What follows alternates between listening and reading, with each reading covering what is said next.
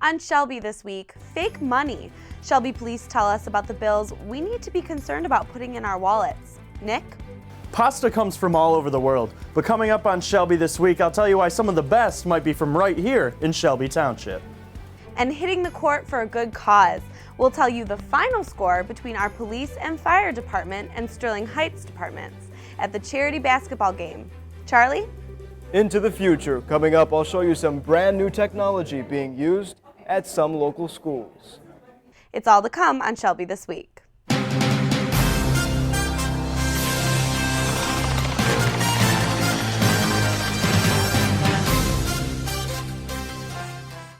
Hello and welcome to Shelby This Week. We're covering news from around Shelby Township and all over Macomb County. It's not often officers become a part of their own police scene. Just when they thought they've seen everything, a Warren woman collides into a Macomb County cruiser, injuring a sheriff's deputy. Charlie Cadotto explains what happened and why police say this isn't the first time a deputy's car has been totaled. When police officers arrive on scene of a car accident, they generally keep their flashing lights on. That is, so people know that they're there. They drive slower, they drive with caution. But one 37-year-old woman was allegedly so drunk that this is what happened next. Spend a year on the job and the average police officer thinks they've seen it all. In law enforcement, there's nothing that's routine. After all, police officers are trained to respond calmly to bizarre circumstances. But this? Completing paperwork and boom, I don't know where you get hit by a drunk driver. You heard right. On April 12th, the sheriff's deputy was responding to the scene of a car crash on M53 near 29 Mile Road. As deputies were investigating, a 37-year-old Warren woman comes out of nowhere and collides into the side of the sheriff's car. She was taken into custody and complied with our breath test, had results of .1315.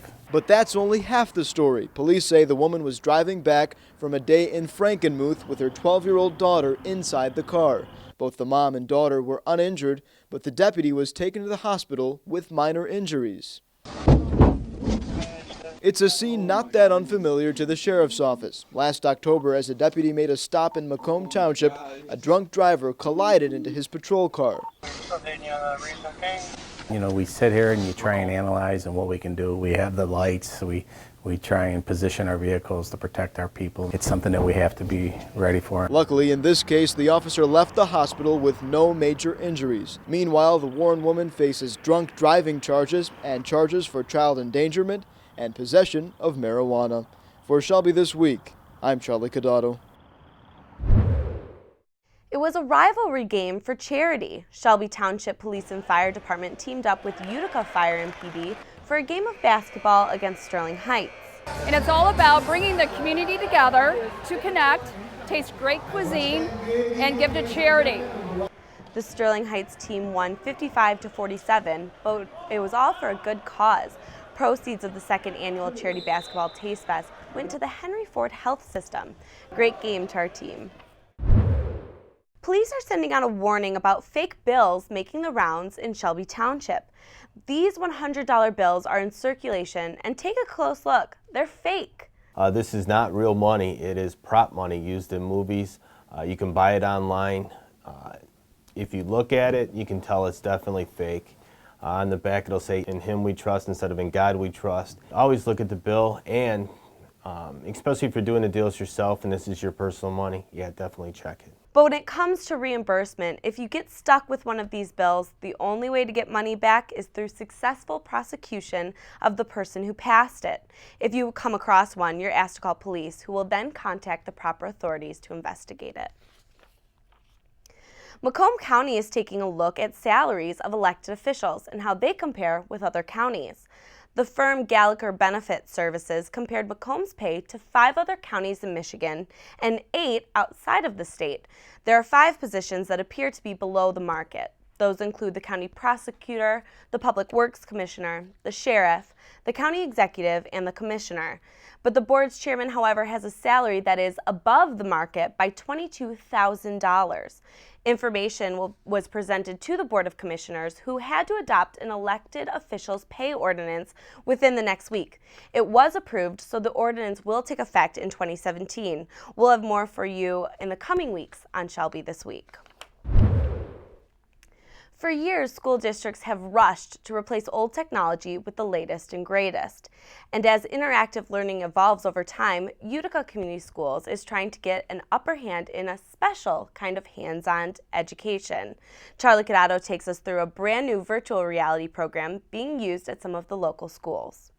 Yeah, a motor, DC motor. Step into a Utica Community Schools classroom and you're likely to see changes. No, so not carnivores. Take a look at education in the 21st century. 122 ohm resistor. A science classroom of the past with pencils, notebooks, maybe test tubes, replaced with these brand new virtual reality systems, all to make learning more fun.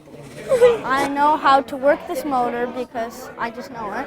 Emil Zuleski is a third grader at Ebling Elementary School. He wants to be an electrical engineer one day, and he's already getting a head start. I'm like, ooh, cool. I can do this at home and here. This is cool. Oh, that's creepy. The virtual reality system cost the district $460,000. $400,000 came from a 2009 bond issue, and it's now available at 4 Utica schools. Neck bone. Nick, don't mess me up. Students can learn science, math, art, and more, and Utica is one of only 5 districts in the nation testing this lab at their elementary schools. They're comfortable. This is the world in which they live in. This is 3D. It's moving with you. They have sensors on the glasses. You can move it around with a pen. The system is called Z-Space. Put on these 3D glasses and it's learning in a whole new dimension. Z-Space CEO Paul Kellenberger. They're really having fun and really want to learn some things. In fact, one of the young men that I was talking to was deeper into Newton's physics and laws of physics than a lot of kids probably are, and I think he's a third or fourth grader. Virtual reality is still in a test phase, but if all goes well, the programs could end up in other Utica schools. For Shelby This Week, I'm Charlie Cadotto. After 23 years with Utica Community Schools, the Board of Education President Carol Kleinow says she's not seeking re-election. Kleinow, who's also a Shelby Township resident, was first appointed to the board in 1993 and served as the president since 1995. She's retired from Oakland Community Schools as well. After 30 years, Kleinow says she's going to pursue other personal and professional interests. Her term will expire at the end of December, so candidates interested in her or any seat on the board have until July 26th to file for the November election. Shelby Township has many things we're known for, but who knew pasta is one of those things? Nick Buckler tells us who's making the award-winning noodles. Pasta can be one of Italy's finest dishes. But local chef Angelo Loria of Vincent Joe's is making a case for Metro Detroit. There's a great food scene happening all throughout Detroit and Metro Detroit area too, but there's a lot of gourmet stuff that's happening right here in Shelby Township. Chef Angelo is nominated to take part in the Barilla Pasta Competition, which has over 50 nominated contestants from across the U.S. and Canada. And I was lucky enough to sneak into his kitchen and see how his pasta is made. It's kind of cool that they chose us here at Vincent Joe's to represent the region. So we want to make sure we don't disappoint and represent the region like we should. We're going to take some asparagus here, put them right on our grill.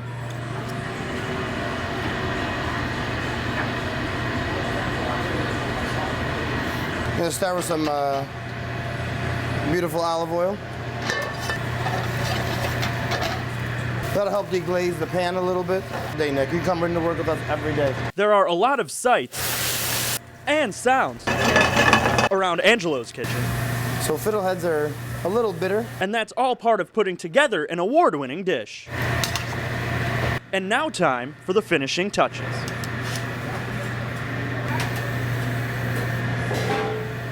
We'll find out how well his pasta stacks up against the competition. Pasta should not be swimming in sauce. By the end of the month. Well, now we've seen how it's made, and it's time to put it to the ultimate test and taste it. Absolutely. For Shelby This Week, I'm Nick Buckler. Coming up on Shelby This Week, this is not your 5-year-old's tricycle. We'll show you a new business in town that thrill-seeking adults will love, and a backstage pass into a penguin's home. When we come back, we'll give you a look at the new conservation center at the Detroit Zoo. Stay tuned. Take my hand and start a brand new day. Underneath everything we are, We are all people. And when we reach out a hand to one, we can influence the condition of all. That's what it means to live united.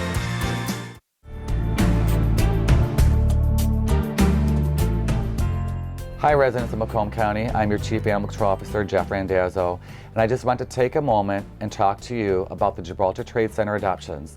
One, we're very thankful to Gibraltar Trade Center for allowing us to do adoptions, and ever since its inaugural grand opening on August 29th, we have adopted out more than 50 animals every Saturday from 10 to 2. So if you are looking for a pet or family member, we'd love for you to come there. Again, it's Saturday 10 to 2 over at Gibraltar Trade Center in Mount Clemens. And we bring all the animals, the homeless animals, here from Macomb County Animal Control that were picked up in your community. So it's your way of getting involved, and thank you for all your support. We truly are blessed to have you here.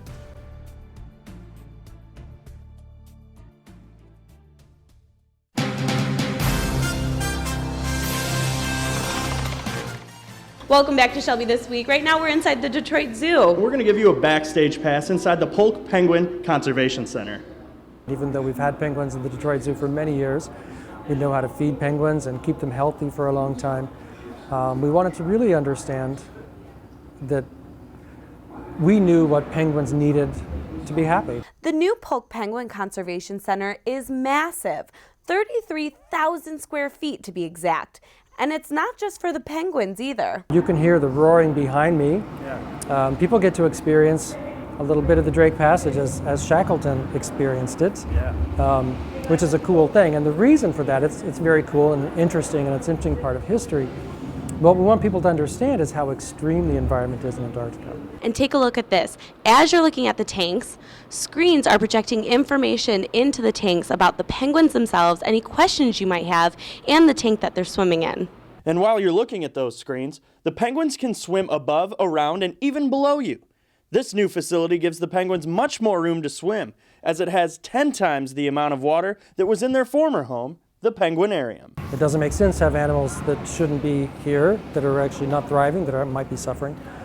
So we start first by making sure that we're building something that's going to be really good for them. And not only can you come here to see the animals, but you can learn a little bit too. And even after being this involved in it, and really knowing what it is that we're building, you know, we get it done and we look at it and even we kind of go, wow, that's pretty darn amazing. This $30 million facility is now open to the public, and it's part of your zoo admission. Leaders gathered together to get Shelby Township's name out into the community at the Planning Commission business reception. We want to kind of raise the scope of what we have and let people know about it. So that's the intent of bringing the departments in this year. The event was to showcase our businesses and show that Shelby is worth investing in. And those who were able to attend talked to different people from organizations and departments. A full-service cleaning business in Shelby Township is celebrating 35 years. Duo Care Cleaning and Restoration is on Oro Drive, and they clean grout, carpet, and tile, to name a few. And they also do water mitigation. And they've been around for a while, but they're now celebrating with a ribbon cutting. 2, 3, 2. Congratulations to Duo Care Cleaning and Restoration on 35 years. These tricycles may look like those plastic ones you had as a kid, but they're way cooler, and a local business is inviting you to come try them out. Urban Cycles at 22 and Van Dyke has been open in Shelby Township now for about a month. They sell electronic drift trikes, which are motorized tricycles for adults that reach up to 25 miles per hour. It's like a glorified big wheel for adults. It's not the plastic toy that your little kids drive or ride around in. It's a titanium body, and it's heavy duty, and you can just take it anywhere, like Stony Creek or Metro Beach or any parks. Drift trikes have a pretty hefty price tag, costing about $1,200. The owners of Urban Cycle brought them to Michigan after seeing them on a vacation in Tennessee, and it's the only store in the state that sells them. And even in the cold weather, they're looking for ways to make the bikes popular by building an indoor track. We are looking to potentially start an indoor track where you can come in and even on a rainy day, put your feet up, spend half hour, an hour, 45 minutes, however much, drifting and just riding it around. We can even take the PVC pipe off of the tires and you can just kind of ride it around a track. Urban Cycle also sells other products like hoverboards and folding bicycles for those who travel or need to store them in small spaces. And they offer free test drives, so if you're looking for a new trike to hit the trails with this spring, head over to Urban Cycle. Earth Day is Friday, April 22nd, and leading up to the day, we're continuing to bring you opportunities to get involved. There will be an Earth Day celebration at Heritage Park in Farmington Hills from 5 to 7 p.m. It's a free, earth-friendly event with live music and food. There will also be science experiments and activities aimed at teaching families how to save money and energy. And there will be an Earth Day Fest in downtown Rochester at the Municipal Park on 7th Street. It's from 4 to 8 but goes all weekend. The event offers green presentations, wellness programs, health screenings, and live entertainment. Today, music usually comes in digital form on an iPod or a computer. Our Dan Myers tells us how the newer generation is bringing back how the older generations experienced music. This month, the world will celebrate Record Store Day. The movement was created in 2008 by a group of independent stores. Since then, the day's popularity has exploded and is even getting support by major recording artists like Metallica, Iggy Pop, the Foo Fighters, and Jack White. Some of the incentives these stores offer are exclusive EPs and local band performances. One store in particular, Found Sound, located in Ferndale, is offering performances and meet and greets with some popular local bands. Employees at Found Sound say they are seeing increased record sales at a steady rate, and it's not just the older generation that's buying vinyl. With newer musicians like Katy Perry, Justin Timberlake, Adele, Justin Bieber, and Beyonce releasing albums on vinyl, the traffic from a younger generation is steady also. But Found Sound isn't the only store noticing increased traffic. Vinyl sales in general are on the rise. In 2013, 6.1 million vinyl albums were sold. The following year, the industry saw a 52% increase to 9.2 million albums. And those numbers are still steadily increasing. When I visited Found Sound, I noticed that vinyl records weren't the only products they carried. They also have rare albums from around the world, past and present concert posters, cassettes, turntables, and a great selection of biographical books from major musicians and bands. Whatever your taste in music is, we can be sure that nothing compares to that crisp record player sound. I believe vinyl is the best sound. The way when they did it that time, they did it right. So Dan, what are researchers saying about these trends? Why have they become so popular? It's picking up. I think people are sick of purchasing something and not having a physical product in their hands. So, when they do pick something up like vinyl, that sounds a lot crisper as far as audio format, they're going to like that and pick up more of it. Well, and vintage has become a huge trend now, getting vintage things. But you actually collect vinyl. Yes, yeah, absolutely. I'm old school. I like having the product that I'm purchasing in my hand. I don't like the ebooks. I don't like the music. I want the physical copy in my hand. I mean, after all, we're paying for it, so you might as well, right? Absolutely. And you go to that record store that you were at? Yeah. Yep. Wow. Yeah, so they have a great selection too. So pretty much anything you're looking for, you'll be able to find it. Okay, what's the last one that you just purchased? Last one was probably, I think, a Foo Fighters record. So Wow. can't get enough of their music. So. Yeah, and like you said, Adele, Taylor Swift, they're all releasing stuff on vinyl as well. So yeah, it's for every generation. Yeah, absolutely. Thank you so much for being here. You. Still ahead on Shelby this week, a piece of history is on display. We'll give you a look at what made Apple the booming company it is today. And pizza lovers, pay attention. Find out when the annual Motor City Pizza Fest will be making its way to Shelby Township.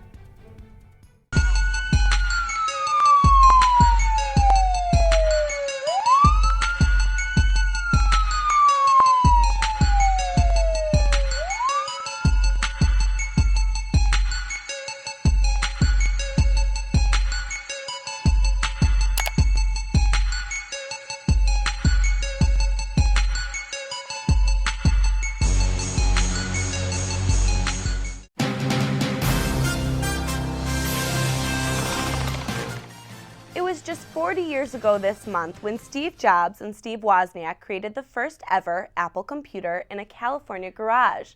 And now anyone can view the very first Apple I.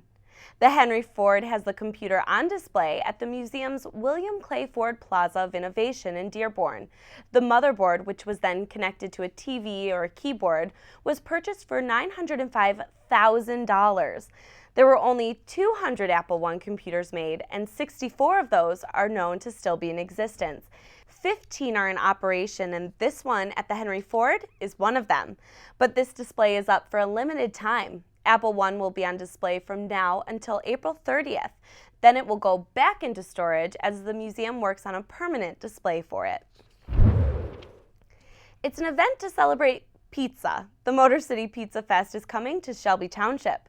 Restaurants from all over the area are coming to the Packard Proving Grounds on Thursday, April 21st. That's where they'll face off to prove who has the best slice. Pizza lovers can head to the MotorCityPizzaFest.com for more information. And you can enjoy specialty dishes from local restaurants at a great price. The Spring 2016 Grub Crawl is on Wednesday, April 27th from 5:30 to 9 p.m. Hosted by the Sterling Heights Chamber of Commerce for just $30, you can join the crawl. Participating restaurants include Buca de Beppo, Clancy's Pub, Red Ox, and Sherwood Brewing Company, and that's just to name a few. An RSVP is required, so head to our Shelby TV Facebook page for more information. The warmer weather is here, so Shelby TV's Arthur Schenk wants to tell you about the birds and the bees. The Shelby Township Gardeners Club gathered at the Shadbush Nature Center to host a seminar about attracting bees and maintaining beehives. The educational seminar was presented by Mary Jo Showalter, a MSU Extension Advanced Master Gardener, who then went on to become a beekeeper. My neighbor and I, we were aware that the bees were having problems across the world, and I guess we were looking for a new hobby at the time, and we decided to give it a try. It was a year or two of a lot of learning. There is a lot to learn about bees. So we had woodworking skills we had to brush up on. We had to find vendors for the bees, to actually buy the bees to start off with. We had to learn about how to look for mites and diseases. And so there was a lot we had to educate ourselves on. For most gardeners, starting to keep bees just to enhance your garden might seem like quite an undertaking. But for Mary Jo, things worked out. I was already outside in the gardens and working with plants, so going to bees was just a natural step for me. The gardens, the vegetable gardens, were excellent where the beehives are at. You hardly ever see any bees, which is really interesting. You'd think with a beehive in the yard that you would always be seeing bees around, and that's not necessarily the case because they're really above you in the trees and out and about traveling. The number one thing they need to remember about bees is they will not hurt you unless they feel threatened by you. So if you see a bee or bees, don't necessarily panic. Just back away. I thought Mary Jo did a good job. We will invite her back. I know she's also a vegetable gardener, so I think we're going to see if she'll do a program for us on vegetable gardening. Maybe in October, we're hoping. If you are interested in finding out more about the Shelby Gardeners Club or one of their free educational seminars, you can contact them at 586-781-8361. And if you're interested in visiting the Nature Center or one of their upcoming programs, you can reach them at 586-323-2478. For Shelby This Week, I'm Arthur Schenk. And that's it for us here at Shelby This Week. You can watch us all the time on Facebook. Just search Shelby TV.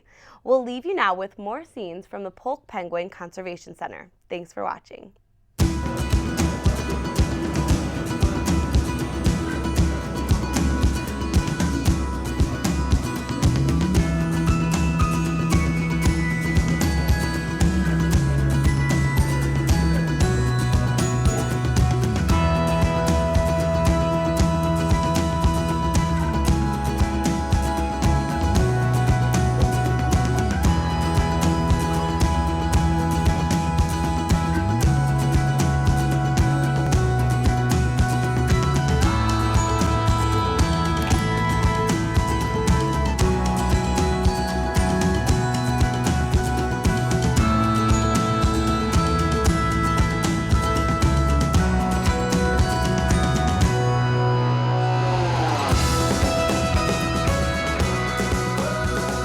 Shelby This Week, I'm Nick Buckler.